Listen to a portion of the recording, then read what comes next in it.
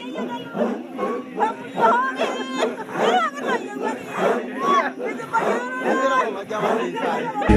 culture and the world.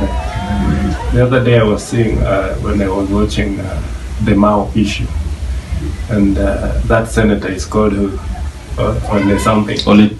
The Narok. Yeah, the Narok. Yeah, which one it is? I forget which one it was.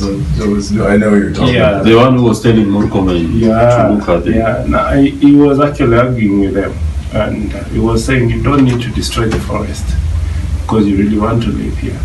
Masai have been living with the wildlife since then, and you never destroy the wildlife itself. Yeah. So I think the culture thing, culture and the wildlife, also is something that it's so interesting and unique. Around culture, and the way I'm seeing the culture is broad. According to my understanding, the culture is the way of life where you are. Like a friend of mine from Kampala was so amused and was telling me the way Nairobi looks green, and we have trees all over our city.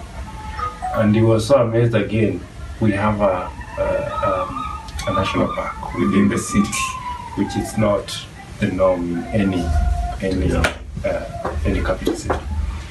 So the culture would be the place that you are situated in.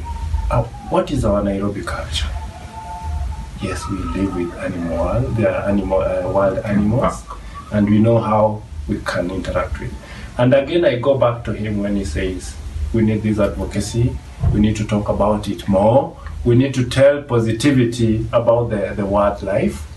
And I like the idea. Once upon a time, I think 2 years ago, 3 years ago, there was that campaign. People could pull up and go to the national park during the weekend. There was a bus in town. You go there and you get a bus. That thing should come back so that people can embrace these things.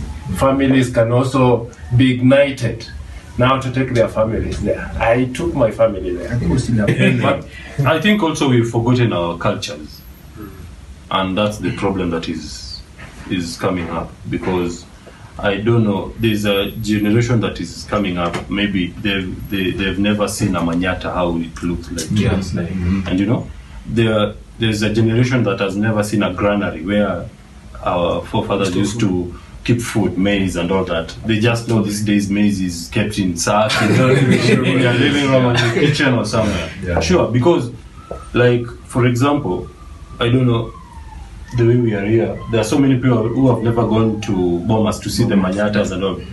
You know, the generation that has come up, because we've forgotten about our cultures and all that. But it's good that like there are some communities who still engage in their cultures and all that.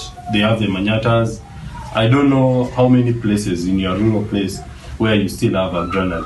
Is there one? No. Place? And also they have the medicine they used to collect those herbs, wild plants, and they use it to preserve their seeds, their harvest, so that they should not be affected by the weevils. Yeah. So I think all that comes down to us, like before some things are changed, you need first to look at where you were before and what has gone wrong. You know.